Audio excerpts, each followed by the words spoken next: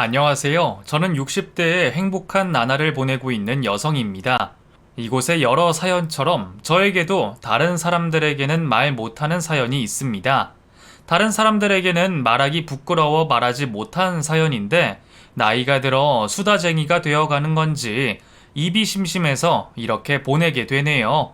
다른 분들의 이야기에 비하면 속 시원하지도 큰 감동도 없는 이야기지만 한번 해보려고 합니다. 그럼 잘 들어주세요. 남편과 저는 둘 다 가난한 집안에서 태어나 많이 배우지도 못하고 가진 것도 없는 그런 초라한 신세였어요. 근묵자흑이라고 비슷한 처지들끼리 만나 인연을 맺게 되었죠. 서로 비슷한 부분에 끌렸던 건지 아니면 다른 성격 탓에 좋았던 건지 저희는 가진 것은 없어도 서로에 대한 애정만큼은 돈독한 관계였어요. 당장 결혼식 올릴 돈 한 푼 없는 처지였지만 그래도 저희는 서로를 사랑하는 마음 하나만 믿고 결혼을 했습니다. 그리고 좁디 좁은 집에 저렴한 새빵살이를 하면서 트럭에 과일과 야채들을 싣고 다니며 청과 일을 시작하게 되었습니다. 남들에게는 그게 별 볼 일 없는 초라한 업으로 보일지 몰라도 저희에게는 그것도 참 과분한 일이었어요. 그 트럭 한 대 사겠다고 남편과 제가 몇 달이나 허리띠를 졸라매야 했는지 말이에요. 그렇게 전 재산과 다름없는 트럭을 타고 매일 새벽 청과물 시장에서 과일들을 골라 사와 동네마다 팔러 다니게 되었습니다. 마을 어귀에 차를 대놓고 남편이 호객 행위를 하면 저는 잘 닦아둔 과일들을 내보이며 손님들을 맞이하곤 했었죠. 어쩔 때는 허탕을 치고 기름값도 못 버는 날도 있었지만 그래도 열심히 하다 보면 좋은 날이 올 거라 생각하며 저희는 열심히 살아왔습니다. 그러다 저희도 아들도 낳고 하나뿐인 자식 키우느라 더 열심히 과일을 떼다 팔곤 했었습니다. 과일 팔아서 번 돈으로 아들 옷도 사입히고 학교도 보내고 저희는 과일을 하나라도 더 팔기 위해 부단히 노력해오곤 했었죠. 그렇게 우리한테는 천직이나 다름없는 그 일이 아들에게는 부끄러운 일인 줄 몰랐습니다. 아들이 학교에서 친구들과 지나가는 것을 보게 된 저희가 반가운 마음에 아들과 친구들을 불러 과일을 나누어 준 일이 있었는데 그 일을 두고 아들이 아주 창피해 하는 거였죠. 아들은 저희가 트럭에서 과일 장사를 하는 것을 무척이나 부끄러워했습니다. 그래서 그런지 어릴 때는 저희 몰래 과일을 내다 버린 적도 있었어요. 그럴 때면 남편은 그런 아들을 두고 보지 않았고 버릇을 고쳐야 한다며 매를 들곤 했었습니다. 너 이 자식, 엄마 아빠가 과일 판다고 그게 부끄러워? 친구들한테 놀림 좀 받았다고 이런 짓을 해? 직업에 귀천이 어디 있다고 이런 걸 부끄러워해? 너 아빠한테 맞아야 정신 차릴래? 저희는 이해할 수 없는 이유로 부모를 부끄러워하던 아들을 그냥 두고 볼 수 없었고 평소 아들을 엄하게 키우던 남편은 그런 아들이 버릇이 없다며 매를 들었습니다. 아버지에게 한바탕 혼이 난 뒤에는 제가 아이가 상처받지 않도록 잘 달래주었지만 아들에게는 매를 드는 것도 위로를 하는 것도 별 도움이 되지 않아 보였습니다. 중학교를 들어가게 된 아들은 가난하고 못 배운 부모가 싫다며 점점 삐뚤어지기 시작했어요. 그런 아들은 보수적이고 엄한 남편과 점점 갈등을 빚게 되었고 결국 가출까지 하고 말았습니다. 바쁜 와중에도 아들 찾겠다고 여기저기 돌아다니며 아들의 소식을 수소문하고 다녔지만 아들은 한동안 집으로 돌아오지 않았습니다. 그러다 결국 경찰서에서 아들의 소식을 찾게 되었죠. 가출을 해서 돈이 필요했던지 정차되어 있던 택시에서 돈을 훔치다 걸렸다는 아들은 경찰서에 가서야 부모를 불렀습니다. 결국 그 일로 아들을 찾아 집으로 무사히 데려왔지만 그 후로도 아들은 계속 사고를 치고 다니곤 했었죠. 남편은 당연히 그런 아들을 못마땅해 했고 저는 부자 사이가 틀어질까 전전긍긍하며 아들의 마음을 다잡기 위해 많은 노력을 했습니다. 부모가 돈이 좀 있고 남들 하는 거 해주면 마음을 잡을까 싶어 더 열심히 일하기도 했어요. 덕분인지 저희는 점점 나아진 형편으로 드디어 내 집 장만의 꿈을 이룰 수가 있었습니다. 물론 아파트나 고급 주택은 아니었지만 적당한 위치에 다가구 주택을 지어 2층에 터를 잡고 1층에서 과일 가게를 열게 되었습니다.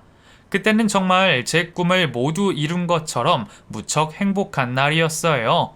이제 아들만 마음을 잡아주면 좋겠다 싶었는데 어디서부터 잘못된 것인지 아들은 그 후로도 계속 마음을 잡지 못했습니다. 다행인지 여전히 무서운 남편 때문에 대들거나 반항을 하지는 못했지만 성인이 된 후에도 돈 문제로 시비가 걸려 경찰서로 들락거리며 제 속을 썩이곤 했습니다. 그런 아들이 답답하면서도 안쓰러웠던 저는 아들이 어릴 적 가난하게 자라 받았던 상처 때문이 아닐까 생각했죠. 그게 전부 부모 탓이라 생각했던 저는 그런 아들을 미워하지만 못하고 늘 뒤치다꺼리를 할 수밖에 없었습니다. 그런데 그게 잘못이었을까요? 아들은 어느 날 대형 사고를 치고 말았습니다. 엄마, 내가 일하다가 고소를 당했는데 그 합의금을 못 물면 나 감옥에 가야 할지도 몰라. 그 돈 좀 해주면 안 될까? 아니, 너 대체 무슨 짓을 하고 다닌 거야? 합의금이 얼마길래 그래? 그게 한 3천만 원 정도? 그래도 집에 그 정도 돈은 있지? 엄마, 나 제발 한 번만 도와줘. 이전까지는 기껏해야 폭행 시비 정도였으니 제가 남편 몰래 도와줄 수 있는 선이었지만 3천만 원이라는 그 큰 돈을 제 마음대로 쓸 수는 없는 노릇이었습니다. 결국 저는 남편에게 아들의 상황을 전했고 남편은 그 일로 크게 화가 나게 되었어요. 대체 뭐하고 다니는 놈이길래 그 나이까지 정신을 못 차리고 남의 돈 뜯어먹고 사기를 치고 다녀? 그게 사람 새끼야? 우리가 그놈을 그렇게 가르쳤어?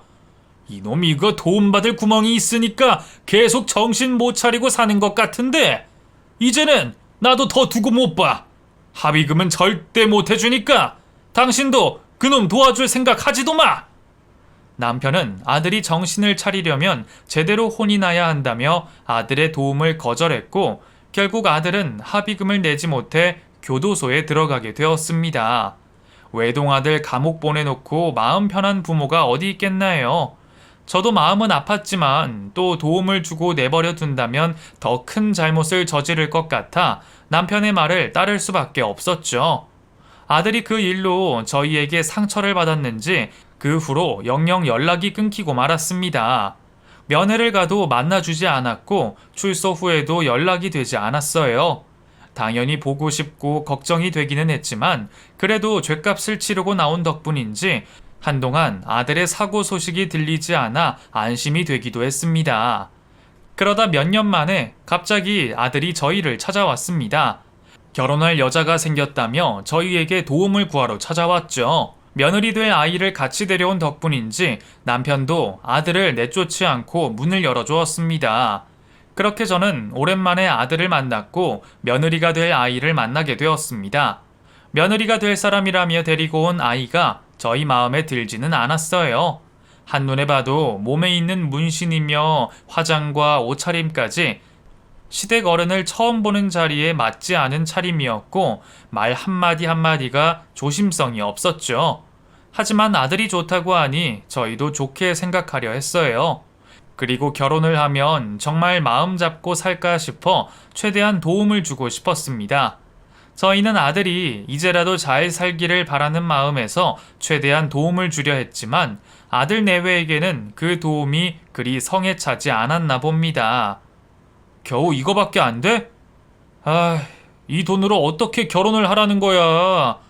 아들이 결혼도 못하고 평생 혼자 살면 좋겠어? 뭐? 부모가 도와준다 하면 감사하게 생각해야지. 감히 여기서 불평불만을 하고 있어? 이 자식 결국 정신을 못 차렸어. 아들이 자기 생각보다 돈이 적은지 불평을 하자 남편은 그 소리를 듣고 있지 못하고 목청을 높였고 결국 오랜만의 재회도 싸움으로 끝나고 말았습니다. 그리고 절대로 해서는 안 될 막말을 내뱉고 말았죠. 에이씨, 당신들이 대체 나한테 해준 게 뭐야?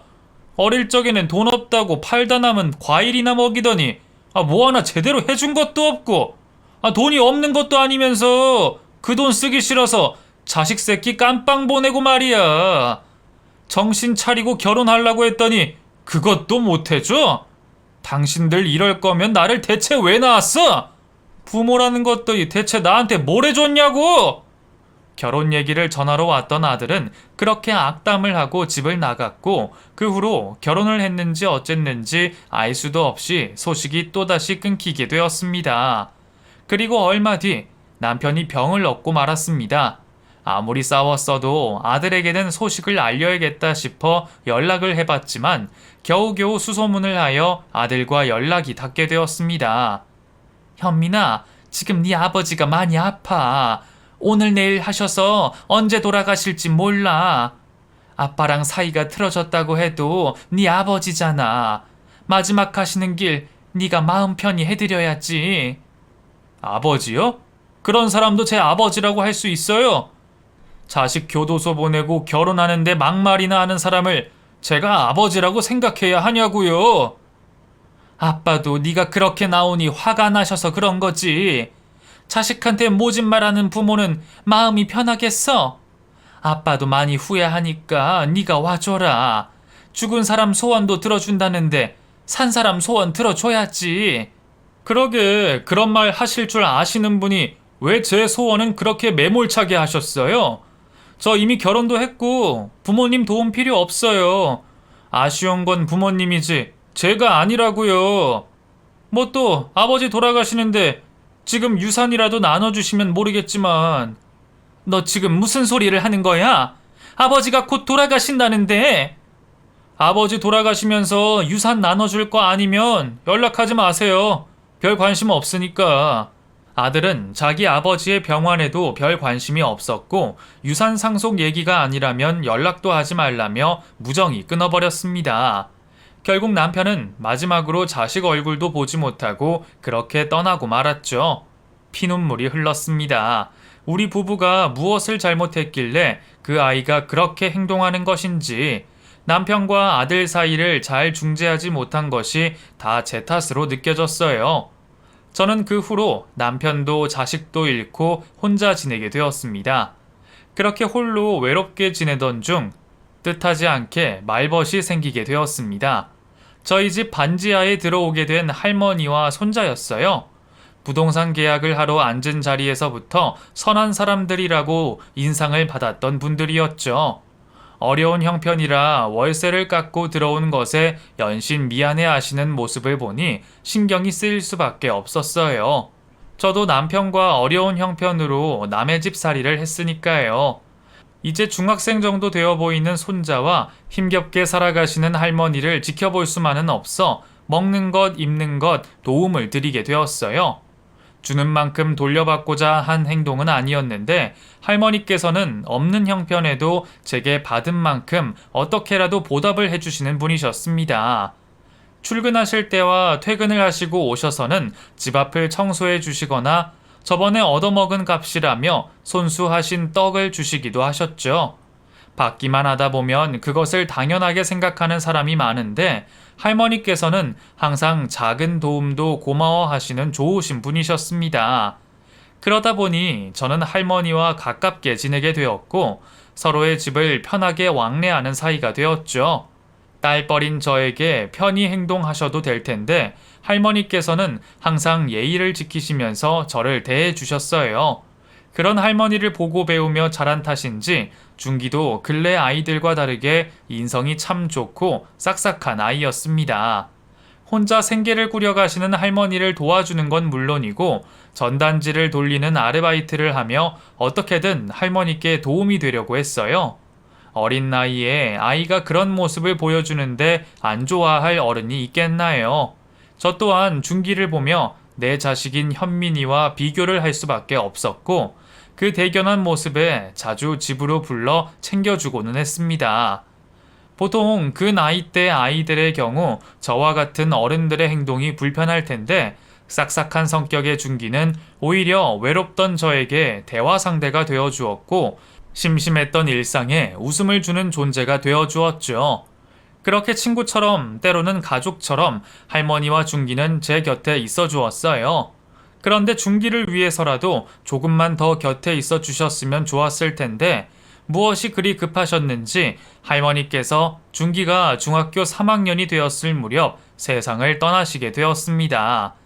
홀로 남겨진 준기는 아직 할머니를 떠나보낼 준비가 되어 있지 않았고 사랑하는 사람과 이별을 하는 방법을 알려줄 친족들도 곁에 있지 않았어요.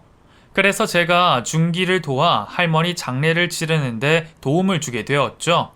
그리고 갑작스러운 할머니의 죽음에 아무런 준비가 되어 있지 않았던 준기를 제가 보호하게 되었습니다. 먼 친인척이 나타나지 않아 고아원을 가야 했던 준기를 보고만 있을 수 없어 제가 곁에서 도움을 주게 된 거죠. 그런데 이제 와서 생각해보면 제가 오히려 준기에게 도움을 받고 살았던 것 같아요. 식사를 챙기는 것도 하루에 웃음을 짓게 되는 것도 모두 준기 덕분이었죠. 준기는 가끔 집에 있는 현민이 사진을 보며 찾아오지 않는 아들을 궁금해하곤 했어요. 그럴 때마다 솔직히 말할 수가 없어 외국에 살아 통화로밖에 연락을 못한다며 말을 돌리곤 했죠.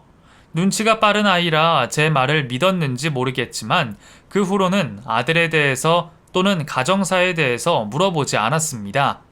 그렇게 10년이라는 세월 동안 준기는 제 또 다른 아들이 되어 주었고 우리는 돈독한 사이로 지내게 되었습니다.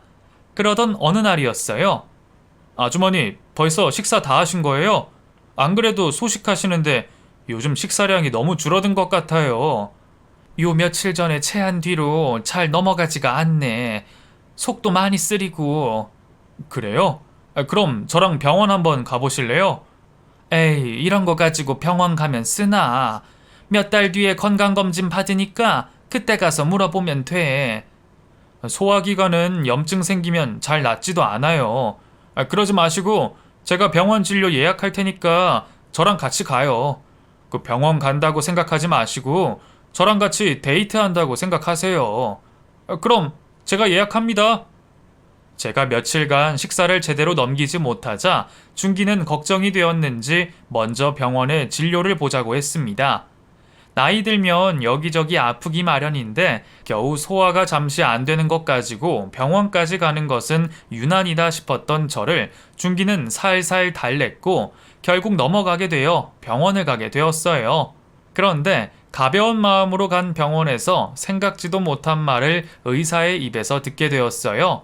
아직 확실치는 않지만 위 내시경을 해서 위에 있는 조직이 단순 종양인지 아니면 암인지 확인을 해봐야 한다 했습니다. 그리고 결국에는 위암이라는 검사 결과를 받게 되었죠. 밀려오는 불안감에 떨고 있을 때 저를 안심시켜 주었던 사람은 준기였어요. 그 아이마저 제 곁에 없었더라면 저는 극도의 불안감에 아마 정신을 놓았을지도 모르겠네요. 그 후의 생활은 입원과 퇴원의 반복이었습니다. 크기와 위치 때문에 수술을 당장에 할 수 없었고 항암 치료를 먼저 받아야 했죠. 가볍게 보았던 항암 치료는 정말 사람의 진을 모두 빼는 듯한 과정이었어요. 그렇게 힘든 치료를 버틸 수 있었던 건 제 삶의 의지뿐만이 아니었습니다. 몇 번이고 포기하고 싶은 마음이 들 때마다 준기가 옆을 지키며 제게 힘을 주고는 했어요. 아주머니, 오늘은 이거 한번 드셔보세요. 그 무가 위에도 좋고 소화도 잘 된다고 해서 제가 닭이랑 넣고 직접 영양죽 해왔어요. 한여름에 고생스럽게 뭘 이렇게까지 해. 병원 앞에 죽집도 있구만. 병원 앞 죽집은 무 넣고 하는 곳은 없을걸요?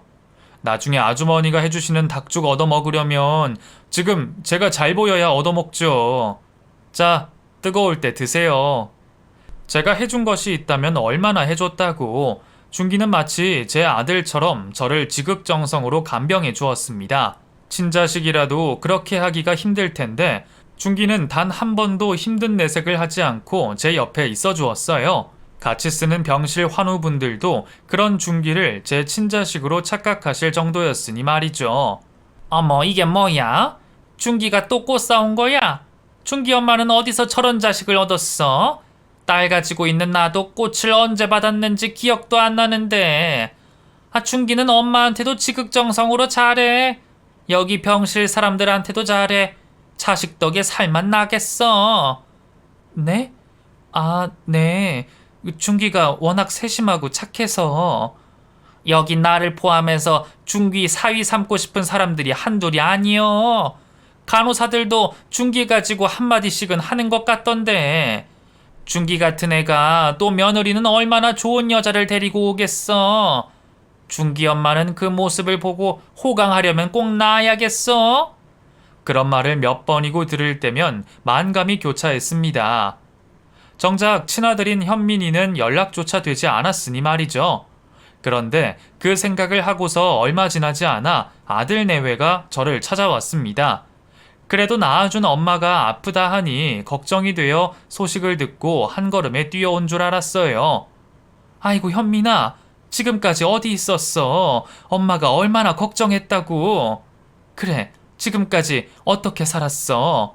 엄마 걱정돼서 찾아온 거야? 사는 거야, 그저 그렇죠. 다른 집 부모님들은 자식이라면 껌뻑 죽어서 뭐든 못 도와주셔서 안달인데 저희는 도움받은 것도 별로 없으니. 못 도와줘서 미안하다 현민아. 거기다 엄마가 아프기까지 하니. 그래도 엄마 치료받으면 완치될 확률이 높다고 하니까 엄마가 얼른 나아서 너희들 도와줄게. 뭐 그러셔야죠. 그런데 이 사람은 누구예요? 참, 내 정신 좀 봐라. 준기라고 우리 집에서 지내면서 나랑 가깝게 지내는 사이. 준기 아니었으면 엄마 위암을 더 늦게 발견했을지도 몰라. 그것 말고도 너 없는 동안 준기가 얼마나 잘해줬다고. 지금은 하지 말라고 말리는데도 이렇게 간병까지 해준다. 엄마한테는 정말 고마운 사람이니 현민이 너도 준기랑 가깝게 지내. 너도 외동으로 자라서 외로웠잖니. 동생이라고 생각하고 네가 잘 좀 대해줘. 준기 너도 현민이 잘 따르고. 아이고 참나. 호랑이 없으면 여우가 꿰찬다고 하더니 어이가 없네. 뭐? 아니에요. 저 대신에 해줄 사람이 있어서 다행이라고요. 안녕하세요. 저 김현민이라고 합니다. 저희 엄마한테 또 다른 자식이 있는 줄 몰랐네요. 그동안 저희 엄마가 신세 많이 진 것 같은데 아유 감사합니다. 이제 제가 할게요. 그만 들어가 보세요. 네, 반갑습니다. 최준기라고 합니다. 다행이네요. 아드님께서 오셔서. 그럼 저는 이만 가보겠습니다. 아주머니 저 가볼게요. 다음에 또 오겠습니다. 아들 현민이는 제 곁을 지켜주고 있는 준기가 불편한 듯 말 한마디 한마디에 날이 서 있었습니다. 그 분위기를 눈치챈 준기는 자리를 얼른 일어서려고 했죠. 제 욕심일 수도 있겠지만 저는 두 사람이 가깝게 지냈으면 했어요. 현민이나 준기나 둘 다 형제 없이 외롭던 아이들이고 저에게 소중한 사람들이었으니까요. 형제까지는 아니더라도 가까운 친구처럼 지내길 바랬는데 현민이는 준기를 처음부터 오해했습니다. 어머니, 준기? 쟤 어떻게 알게 된 사이예요? 엄마 혼자인 줄 알고 일부러 접근한 애 아니에요? 무슨 소리야. 준기 쟤가 우리 집에 들어온 지가 벌써 10년이 넘어가는데. 그리고 아까 말했듯이 엄마도 준기 아니었으면 혼자서 살기 힘들었을 거야. 이상한 애 아니고 착한 아이니까 너무 경계하지 말고 사이좋게 지내라. 응? 그거야 엄마가 집 안에만 있으니 세상을 몰라서 그렇죠. 요즘 세상이 어떤지 아세요? 설마 해서 그러는데 엄마, 그 준기라는 놈이랑 그렇고 그런 사이는 아니죠? 뭐? 너 정말 이상한 소리 할래? 엄마 아픈 상황에 그런 말 같지도 않은 소리 하려면 그냥 나가라. 다 필요 없으니까 나가. 정말 혹시나 해서 물어본 거예요. 사람 일이란 게 또 모르니까. 어쨌든 이제는 저랑 이 사람이 어머니 간병할 테니까 저 사람 보고는 그만 오라고 해요. 어머니도 저 사람이랑 거리 좀 두시고요.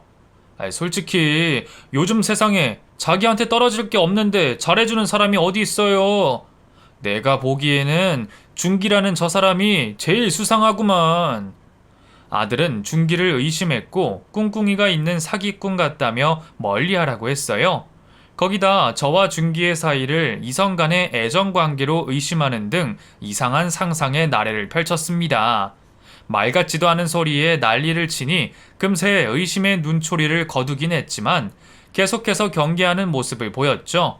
아들 때문에 혹시 준기가 곤란한 상황을 겪게 되지 않을까 싶어 이후에도 찾아오려는 준기에게 핑계를 대면서 최대한 아들 내외와 마주치지 않게 했어요.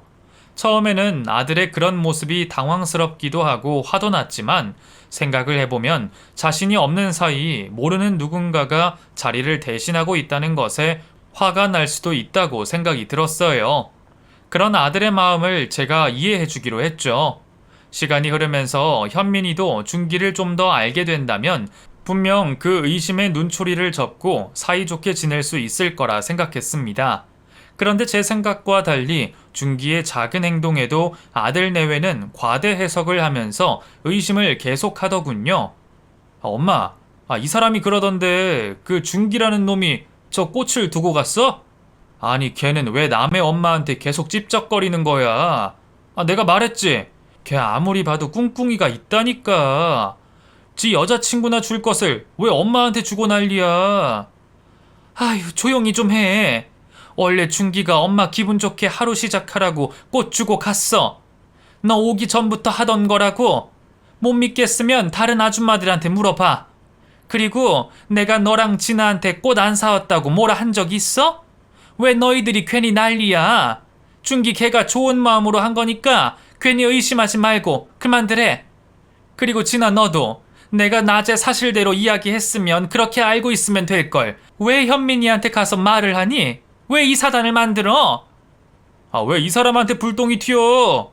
걔가 수상하니까 뭐든 조심하자고 나한테 말하는 건데 죽을 때가 가까워져서 그런가 별걸 다 가지고 화를 내. 뭐? 이 녀석들이 정말. 의심뿐이라면 저와 준기가 조심하면 되었습니다. 그런데 아들과 며느리는 처음 제 앞에 호기롭게 나타났던 것과 달리 제 간병하는 일보다 자신들 일이 먼저였습니다. 오히려 안 나타났던 것만 못했죠. 한 번은 이런 일이 있었습니다. 항암 치료를 하게 되면 입원을 할 때와 달리 온몸에 힘이 빠진 상태로 퇴원을 하게 됩니다. 들어갈 때야 누구의 도움도 없이 제 발로 들어갈 수 있었지만 나올 때는 누군가의 도움이 꼭 필요했죠. 그날도 힘든 항암 치료를 마치고 집으로 돌아가기 위해 퇴원을 기다리고 있었어요. 혹시나 싶어 어제 아들 내외에게 퇴원을 한다며 말을 했었는데 무슨 일이라도 생겼는지 퇴원 시간이 다 될 때까지 나타나지 않았습니다. 어쩔 수 없이 제가 퇴원 수속을 밟고 1층 대합실에 앉아 며느리를 기다리게 되었죠. 한참을 기다려도 나타나지 않는 모습에 며느리에게 전화를 걸었지만 받지를 않았어요. 결국 아들에게 전화를 하게 되었죠. 진아한테 무슨 일 있니? 나 지금 퇴원 수속 다 밟고 1층에 있는데 오지를 않아서 전화를 했더니 받지를 않네. 엄마 오늘 퇴원이었어요? 이걸 어쩌지? 엄마 미안한데 혼자서 택시 타고 가면 안 돼요? 아니 나랑 진아 엄마 퇴원인 거 깜빡하고 지금 여행 왔거든. 오늘 들어와서 당장 올라갈 수도 없고 올라간다고 해도 몇 시간은 걸리는데. 그러니까 좀 정확하게 날짜를 말해주지 그랬어요. 뭐? 내가 어제는 전화를 안 했니? 내가 입원할 때도 어제도 분명 오늘 퇴원한다고 누누이 말했잖아. 그런데 뭐? 날짜를 정확하게 말을 해? 너희들 엄마 간병하는 게 귀찮으면 아예 한다고 말을 하지 마라. 왜 뻔히 잘 지내고 있는 내 앞에 나타나서 사람을 이토록 서럽게 만드니? 엄마 몹쓸 병에 걸린 것도 힘든데. 됐고 앞으로는 너희들 귀찮게 하지 않으마. 너희도 괜한 걸음 하지 마라. 전화를 끊고 홀로 대합실에 앉아 있으니 너무나도 서러웠습니다. 병을 알게 되고 단 한 번도 흘리지 않았던 눈물이었는데 자식놈의 행동에 서러워 눈물이 터지고 말았어요. 한참을 울고 있으니 같은 병실을 쓰던 환우 보호자분께서 저를 알아보시고 저를 다독여 주셨죠. 할 말은 많은데 자식 욕하는 것이 제 얼굴에 욕을 하는 것 같아 아무 말도 하지 못한 채 다독임을 받으며 울기만 했습니다.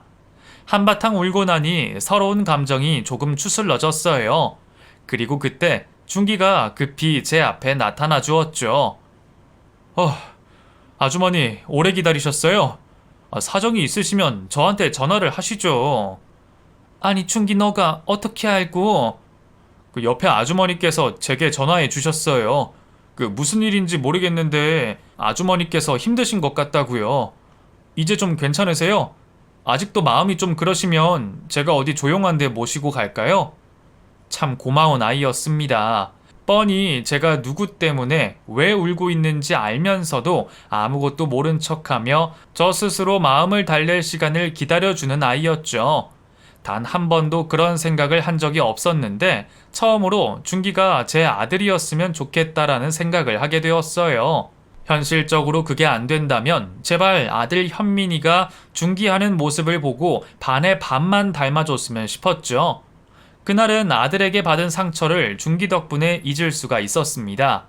그러한 일들이 계속 반복되자 저는 아들에게 점점 더 실망하게 되었죠. 그러다 결정적으로 제가 아들과 선을 긋게 되는 일이 생기게 되었습니다. 아들 녀석이 속을 썩여 그런지 몰라도 그 전까지 힘든 치료에도 불구하고 좋은 컨디션을 유지하던 저는 급격히 몸이 안 좋아졌습니다. 그러다 식사를 하던 도중에 피를 토하게 되었고 혈압까지 낮아지게 되자 그 모습을 보고 놀란 준기가 급히 저를 응급실로 데려갔어요. 심각한 문제는 아니었지만 상태를 지켜봐야 했고 제 담당 교수님의 권유로 입원을 하게 되었죠. 그런데 준기의 연락을 받고 달려온 아들 부부는 안정이 되어 있는 저의 모습을 보자 실망하는 듯 보였습니다. 아이, 저 자식이 또 왜 여기에 있는 거야? 아이, 저 자식 정말 엄마 죽으면 자기가 그동안 간병했다고 돈 뜯어먹으려고 붙어 있는 거 아니야? 아, 엄마, 그 유서라도 미리 써야 하는 거 아니에요? 아, 이러다 엄마 죽고서 엄한 놈이 우리 집 재산 달라고 해서 복잡해질 것 같은데. 너 정말 왜 그러니? 왜 좋은 마음으로 도움 주는 준기를 못 잡아먹어서 한달이야? 그리고 너는 엄마 낳을 생각보다 죽을 생각을 먼저 하니? 내가 이대로 확 죽어버렸으면 좋겠어? 아, 또 왜 이러실까? 누가 엄마 죽기를 바래요? 아, 상황이 이상하게 돌아가니까 말을 하는 거죠. 아, 저 자식 계속 맴도니까 수상한데. 아, 분명 돈 때문인 것 같아. 아, 그렇지 않고서야 늙고 곧 죽을 노인네를 왜 모시고 있어? 바보도 아니고 시간 아깝게. 우리도 넋놓고 있을 게 아니라 준비를 미리 해야겠는데? 엄마, 혹시 유서는 미리 써놨어요? 아, 재산 같은 거 돌아가시고 나서 누구한테 준다 뭐 이런 거 아직 작성 안 하셨죠? 요즘에는 별 이상한 놈들이 많아서 집안 돈 지키려면 유서에 공증 받아야 해요. 다 죽어가는 어미를 앞에 두고도 계속해서 그놈의 돈 얘기만 하는 아들을 더는 지켜볼 수만은 없었습니다. 평생 아들 뒤처리를 하며 살아왔는데 돌려받은 것이 겨우 이따위 대접이라니. 더는 아들이라고 부르고 싶지도 않았고 보고 싶지도 않았어요. 저는 저에게서 아들 놈을 떼어놓기로 했죠. 그래, 네 말을 들으니까 나도 불안하구나. 네 말처럼 별 이상한 놈이 우리 재산 건들게 할 수는 없지. 이렇게 된 거 이 자리에서 유서를 쓰고 내가 퇴원하게 되면 곧장 변호사 사무실 가서 공증 받아오마. 얘 며느라, 가서 유서 적을 A4 용지 좀 가지고 와라. 정말이야, 엄마? 아, 여보, 어서 종이 좀 가져와. 아이, 참, 이럴 줄 알았으면 진작에 말할걸. 아, 나는 엄마가 나랑 생각이 다를까봐 계속 둘러서만 말했네. 잘 생각했어요, 엄마. 아, 요즘에는 살 날이 많이 남아있어도 분쟁을 줄이려고 미리 작성한다고 하더라. 아, 이럴 줄 알았으면 내가 미리 자세히 좀 알아보는 건데. 어차피 변호사 만나면 자세한 건 또 고쳐주겠지? 아, 정말. 역시나였네요. 아픈 제가 걱정되어 찾아왔던 것이 아니라 결국에는 돈 때문이었던 겁니다. 짐작은 하고 있었지만 제 앞에서 기쁨을 참지 못하는 아들의 모습을 보니 어이가 없었습니다. 엄마, 여기 종이. 아, 근데 엄마, 이왕이면 내가 지금 먼저 받는 게 낫지 않을까? 어차피 엄마는 이제 병원에서 생활할 텐데 잠깐 집이 필요하게 되면 우리 집에 있어도 되니까. 결국 돈이라는 게 필요할 때 있어야 되는 건데 안 그래도 내가 지금 뭐 하나 하려고 하거든. 아, 에이, 아니다. 어차피 엄마가 사시면 얼마나 사신다고. 그냥 엄마 쓰고 싶은 대로 쓰세요. 아들이 떠들어대는 것과 상관없이 저는 종이를 받자마자 유서를 작성하고 있었고 제가 쓰는 글씨를 보고 있던 며느리는 얼굴 표정이 썩고 있었습니다. 자기야, 이것 좀 봐. 어머님 쓰신 유서 좀 보라고. 아, 왜? 뭐 당장 주신대? 뭐 하기야. 우리 부모님들이 나한테 잘못을 한 게 좀 어? 엄마, 이게 무슨 말이에요? 준기? 아, 지금 아프셔서 헷갈리세요? 아들 이름은 현민이에요. 김현민. 아, 헷갈리게 따로 있지. 아들 이름이 헷갈려요? 아, 이거 지우고 다시 쓰세요. 아니, 난 똑바로 썼다. 내 정신도 멀쩡하고. 나 우리 남편이랑 내가 모은 재산 모두 준기한테 줄 거다. 방금 전까지는 이런 생각 단 한 번도 하지 않았어. 준기에게 도움받은 게 많으니 나 죽기 전에 도움은 조금 주려고는 했지만 어찌되었든 아들은 너니까. 근데 내가 곰곰이 생각하니까 피만 섞여 있다고 내 자식이고 내 재산 물려받을 자격이 있는 게 아닌 것 같더라. 네가 없는 기간을 떠나서도 너 돌아와서 나한테 뭘 했니? 말만 번지르르 하게 했지. 내 간병 한번 제대로 했니? 맨날 너희 둘이 놀러 다니느라 바빴잖아. 사는 게 바빠서 그러면 내가 이해를 하겠다. 나도 네 아빠랑 힘들고 바쁘게 살았으니. 근데 돈 없다 없다 하면서 맨날 놀러 다니잖니. 네가 없을 때나 있을 때나 정작 아들 노릇한 사람은 준기야. 설령 준기가 나를 속이는 거라 해도 근 10년 동안 아들 해준 값으로 생각하고 속아줄 거야. 내가 그 아이 입양해서 내 자식으로 만들어서 유산으로 줄 거라고. 엄마, 혹시 치매도 오셨어요? 무슨 말 같지도 않은 소리를 하세요. 화가 나셔서 잠깐 막말하시는 것 같은데 오늘은 제가 돌아갈게요. 또 올 테니까 혹시나 욱해서 방금 한 말처럼 이상한 행동 하지 마세요. 그 돈 모두 다 엄마랑 아빠, 우리 가족이 힘들게 모은 돈이잖아요. 우선 가볼게요. 그 다음번에 뵐 때는 화 좀 누그러져서 봐요. 그놈은 끝까지 제가 하는 말을 믿지 않는 것 같았습니다. 뭐 상관은 없었어요. 오히려 잘된 일이었죠. 그 덕에 큰 소리 없이 입양을 진행할 수 있었으니 말이죠. 다음날 저는 준기를 불러 입양에 대한 의사를 물어보게 되었습니다. 준기야, 너무 갑작스러울 수도 있는데 나는 깊게 생각해보고 말하는 거다. 너랑 나 벌써 알게 된 지도 10년이 넘어가고 있어. 그동안 너는 나를 엄마 대하듯이 했고 나는 너를 아들처럼 생각했고 특히 이번 아들 때문에 생긴 일로 뚜렷해졌다. 너만 괜찮다면 내가 너를 내 아들로 삼고 싶어. 입양을 하고 싶다는 말이야. 네? 그런데 아드님은... 개랑 얽힌 이야기를 하면 며칠 밤을 새워도 길다. 그냥 이렇게만 알고 있어. 남편은 혼을 내서라도 인간 만들려고 했고 나는 사랑으로 품어보려고 했어. 근데 끝끝내 자식 새끼가 아니라 왼수 새끼였다. 이 일이 아니더라도 너는 내가 꼭 도와주고 싶었어. 상황이 이렇게 되니 빨리 알게 된 것뿐이고 너는 어떻게 생각하니? 저도 지금까지 아주머니께서 해주시는 거에 대해서 너무 감사하죠. 도와주시지 않아도 되는 고아를 물심양면으로 도와주시고요. 그런데 저도 잠시 생각할 시간을 주세요. 너무 갑자기라서요. 죄송해요. 얼마나 당황스러운 제안이었겠어요. 저는 준기의 마음을 이해하고 기다리기로 했죠. 얼마 지나지 않아 준기는 입양을 받아들였고 제가 퇴원을 하는 날 정식으로 서류를 작성하여 아들로 드리게 되었습니다. 그리고는 곧장 현민이 그놈이 우리 재산에 손을 댈 수 없게 변호사와 증인 입회하에 유서를 작성하게 되었습니다. 그리고 제 말을 늙은 노인네의 헛소리라 취급했던 아들 내외가 이를 알고 집으로 찾아왔어요. 아니 엄마, 암이 머리까지 전이 되었어요? 이게 무슨 짓이야? 아빠가 알게 되면 무덤에서 벌떡 일어나시겠구만. 이 자식을 아들로 데려오는 건 상관없는데 재산까지 저번에 말한 것처럼 한 거는 아니죠? 너는 엄마가 한 입으로 두말하는 거 봤니? 너 이제 내게 받을 돈도 없는데 그만 찾아와야 하지 않겠어? 당장 취소해요. 우리 재산을 왜 엄마 마음대로 해요? 네 아빠랑 내가 모은 재산이야. 네 아빠가 곁에 있었어도 똑같은 선택을 했을 거라고. 부모 죽을 날만 기다리는 놈한테 남겨주긴 뭘 남겨줘? 맨날 없어지는 게 네 특기니까 이제는 영영 내 앞에 나타나지 마라. 그래? 끝까지 그 자식만 감싸겠다고? 정말 오늘 다 끝장내 볼까? 사람 미치는 거 보고 싶어? 아들과 며느리는 자신의 뜻대로 일이 풀리지 않자 저를 위협했습니다. 지금 이게 뭐 하는 짓들이야?